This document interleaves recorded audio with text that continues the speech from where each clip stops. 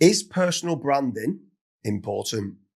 So, Craig, obviously you've got an amazing personal brand and you've had it for a long time as well. You was probably one of the first I seen properly scale out and build a great personal brand. So how important do you think personal branding is? I think in today's day and age, it's very important. I personally, let's say my website got wiped out, taken down, hacked, I forgot to renew it and someone pinched it.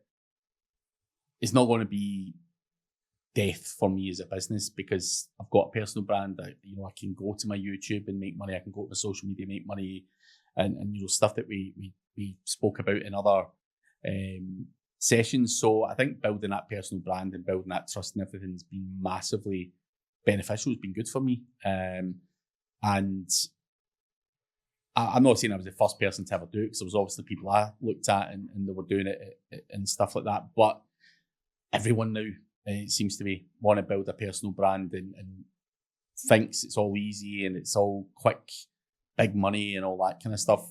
But I think it's massively important in today's market. You see influencers out there building personal brands and, they're making money and stuff like that. So I think it just creates, again, opportunity and everything else that just leads you down certain paths. And it's been very, very good for me. But obviously you've done it as well. I know you used to say, I don't want to talk, I don't want to do this, I don't want to do that. And then obviously in years gone past, you've started to dabble a bit more in it and obviously cranking out all your YouTube videos. Probably only about 2 or 3 years you've been doing that shit, right? Whereas before you're like, I don't want to talk to anyone. Yeah. So I'm just curious, I'd be curious to go, why the hell did you decide to start? I feel like I was forced into it in the fact that I wanted to build brands. And I always understood the importance of building brands, but I wasn't bothered about the light being shined on me. I wanted to shine the light on the actual corporate brands and the business brands. And then one time I looked to sell one of the assets and I didn't get the multiplier that I wanted. And the main reason was they didn't know the who was behind it. They didn't know that they could trust me the way I'd built the systems. In fact, it was a negative stigma of what actually happened because when they searched me, the only thing that they could find was a video of me in Amsterdam in a coffee shop talking about SEO with Matt Diggity and a few others, and was talking about PBNs. And I got asked the question on that video, do you think PBNs are good? And I'm like, yeah, they're really powerful, which they were really powerful. And it affected my multiplier because they thought I was hiding PBNs and that was propping up the site. Yeah. And I was like, but I didn't use any PBNs for this site. I'm like, well, we don't know. You're quite sophisticated in what you're doing. I'm like, there was no PBNs built for it. If there was, I'd tell you, otherwise it could affect my earnout and stuff. Yeah. But anyway, it then just opened up the eyes almost of online reputation management of being, I don't want that being seen for my personal brand. It's not good for my personal brand. I want to be seen as being an entrepreneur and help businesses grow. So I thought I may as well just take ownership of the messaging that I want to deliver for me. Because if I don't sort my personal brand out, I'm just allowing somebody else to deliver that message. And I'm like, no, I'm going to be proactive with the exact messaging, exact word for word with what I want Gemini and ChatGPT. I mean, it was prior to all the AI that came along, but the way the AI overviews pop up and the way Google shows who I am and what I do, I want to make certain it's my messaging about me and not somebody else's. Not mine. Yeah, exactly that. Yeah. I would paint a horrible picture. Like I said, what we spoke about, I'm consistently telling lies about you and making people think you're a monster or fucking whatever. And I just do that for fun. But yeah, you don't want someone coming in and be able to paint a certain narrative of you. And I think that's also something to consider. Like you say, it could affect your earnout or trust. So there's so many other benefits other than making money that it could harm. It cost you money. Yeah, I think another massive one for me is like attracting actual A-player staff. The amount of people that reach out to me and want jobs, saying I want to work with you. Yeah. And they wouldn't have known they wanted to work with me if it wasn't for my personal brand. Yeah. You attach your brand now to any new kind of AI tool and it's going to explode. Why? Because you've already got the big following. So the minute you turn around on your TikToks, on Instagram, on YouTube, and you promote this brand, straight away you've got eyes on the new brand and what you have. So you can go into any new business and corporate brand and with what the branding that you have from a personal point of view, boost straight away. Yeah. It explodes. So can connect the dots there, and it's great. But anyone who's watching this, right? So they're watching this now and they're saying, all right, I get it. I'm an entrepreneur, I'm a business owner, and I want a personal brand. I've not really got any exposure. What are the first steps to building a personal brand that you say they should be maybe looking to do? It really depends on what kind of budget and time and energy you've got. Like, we've both travelled the world speaking at conferences. That costs money. PR, we've done PR. We've spent the time on YouTube putting the, hundreds or thousands of hours into that, as well as, the 20-hour flights to Chiang Mai, paying for a hotel for a week or two in Chiang Mai as well. So there's a lot of cost that goes to that. There's obviously a lot of quick wins, in terms of building a personal brand. Going to YouTube, it doesn't cost you a huge amount of money to get a camera and, do all of that kind of stuff. So it really depends on how hard you want to hit it. Like, I've built my personal brand over probably the last 10 years. Probably 11, actually. 2015 is when I gave up the agency and I thought, I want to do this. But obviously I had to then do all those local meetups and everything, which is where I bumped into you in Chester, like 2016, 2017. And then I started to get better speaking events in 2018, Chiang Mai, which you obviously helped with. Now, I wouldn't have got, and I've told this story anyway before, I think, in other podcasts, I wouldn't have got Chiang Mai if it wasn't for you. Because I'd done the event, because I was working for a travel company in Chester at the time, and I used to meet up with Andy, drink water, and we used to just sit and chat shit, and then we're like, let's do a meetup, and we done that thing on that meetup.com, and 16 people turned up in the first one. We were just having a beer every last Thursday of every month, which is when I was down to see them. And then from there, we done the meetup where I met you, which then led to speaking at Chiang Mai. Obviously, I'd done Brighton SEO and various other ones as well, blagging my way in there. But then just things happened really quickly. And then obviously being in Chiang Mai, you get more exposure.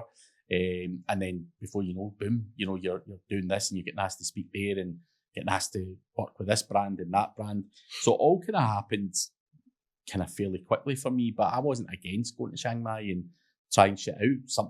I was unknown to Chiang Mai. I know you guys went for several years before me, and spoke highly of it. And I seen all the pictures, and I get all the stuff I've spoken about and other things. You get the FOMO, and you're going, "They bastards!" And I want to go to Chiang Mai now and be in the tuk-tuks and get pissed up, and I enjoy all of that experience. An experience for me. It wasn't necessarily anything else, but it was all about the networking. And I think that's something else I would say to people is it's not always about what you know, it's sometimes who you know. And I can't even remember how I got in the back door, but I know you stuck a word in to dig it for me. You need to get this boy on and all that kind of stuff. And sometimes it's just who you know gets you in and nailed on there, because I was an unknown guy at that point. So it's networking. I think it's a big thing that doesn't cost you a huge amount of money.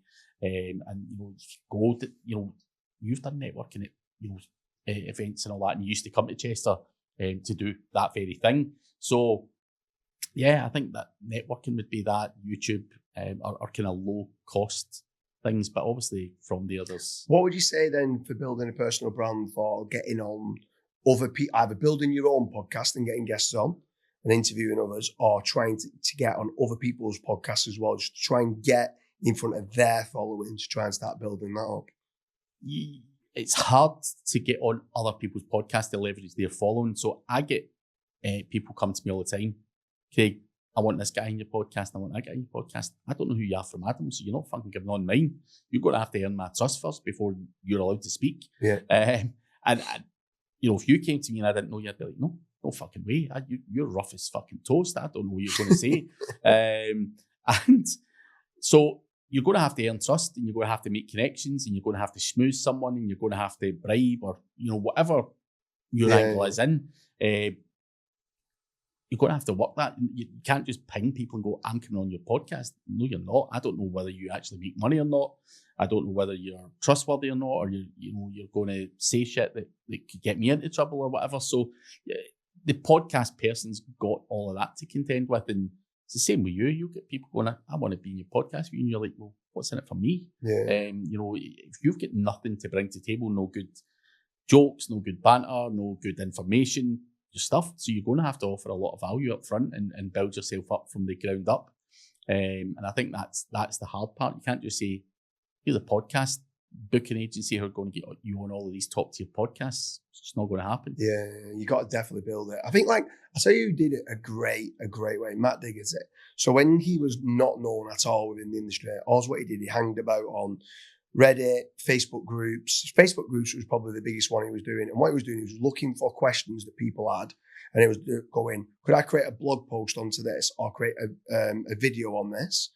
And it would never answer the question with a comment, with a reply. He would always go, okay, there's enough volume. I can create a post on this, do it in depth or do a video on it. And he'd always post the actual post or the video. Yeah. What started to happen, the flywheel started to go, because when somebody else in another group would ask a very similar question, they would share an in-depth video or an in-depth blog post. And just by literally churning out, spending several hours every single day in networking, seeing people's problems, answering those problems with a good answer, bit by bit, then he started to get the trust, or you want to speak to them, or you want to speak to them.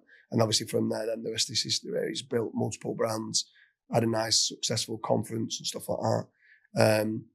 But yeah, it's crazy. But like you said, it's difficult when you're first starting out to build a personal brand. Yeah, it is difficult. If you could only choose 3 platforms, 3 social media platforms to do personal branding on, which 3 would you choose? Let's say just for building out to be an SEO consultant. YouTube's number 1. Probably LinkedIn would be second. I'm not a big user of LinkedIn just because I think people talk pish on it. It's just very, very salesy, but I think exposure-wise and numbers-wise and business owner-wise and everything, you're probably in the right place there. I've got to say Facebook's always been... I would probably argue with myself a little bit going, you know what, Facebook has been good for me personally. I don't think I enjoy Facebook as much as I used to, but Facebook, I would probably say, still got to be up there for me. A lot of SEOs are on Facebook. If we look at our mutual connections, it's just fucking outrageous. So I'd probably say those 3. What about you? I'd say it was a bad question that I asked you. When I asked you the question, then I'm thinking, it should just be all platforms. Like, you should just, with AI now, it's so easy now to be able to send the same intent, but throughout all platforms. I would kind of disagree on that. I don't think Instagram does much for me. Like, from our SEO. Well, do you know what's really interesting, right? On Meta, both Facebook and Instagram in the last 12 months have been really growing on index pages. And actually, by getting the words in the images that's on Instagram, can actually now start manipulating the LLMs. So just for that reason, I'd be like, okay, let's grab that, let's put it into an image, let's put the text in the status, and then let's false index it. But I agree, I feel like trying to grow the audience on Instagram, it's a slog, man. It's a slog, yeah, it's sad. I'll tell you a funny story around that. So obviously I had my health issues last year. I'm not going to document what exactly those are because it's a bit grim. But after Casra's conference last year, I don't know why, but I just decided to put in a ChatGPT, has Craig Campbell been ill recently? Because everyone kept asking me how I was doing and all that stuff, and it came up saying, yep, he's been ill, he's been in hospital, blah, blah, blah, blah. And it was pulling from an Instagram post that I'd put when I was in hospital. Oh, really? So when you say that, yeah, you're right. That happened with me, and it's like, yep, he's been in hospital, and here's the proof, or here's the source. And I'm like, oh. So, from that, your point is exactly valid, but just posting on Instagram, I just don't think... From a following, I get it. It's like, the hardest. It's the hardest one out of them all. So, and I also feel that Twitter's kind of toxic. I've also found that TikTok is not great for SEO stuff. I just think TikTok would work really well if you were trying to be an influencer, or maybe selling cars, or selling something a bit more visual. I just think most people on TikTok are just like, I don't even know what SEO is. So maybe AI will be different for TikTok. So there's just certain platforms where I'd be like, I'm not going to spend that much time pushing them just for that reason alone, but it's probably wise to use them all. Yeah, for sure. Anyone who's watching this, we hope you like the episode on is personal branding important? If you think we've missed anything, any platform like Threads or podcasting circuits and stuff like that you think's really important for the future of personal brands, leave a comment in the comment section. Craig, it's been an absolute pleasure. Thanks again, mate.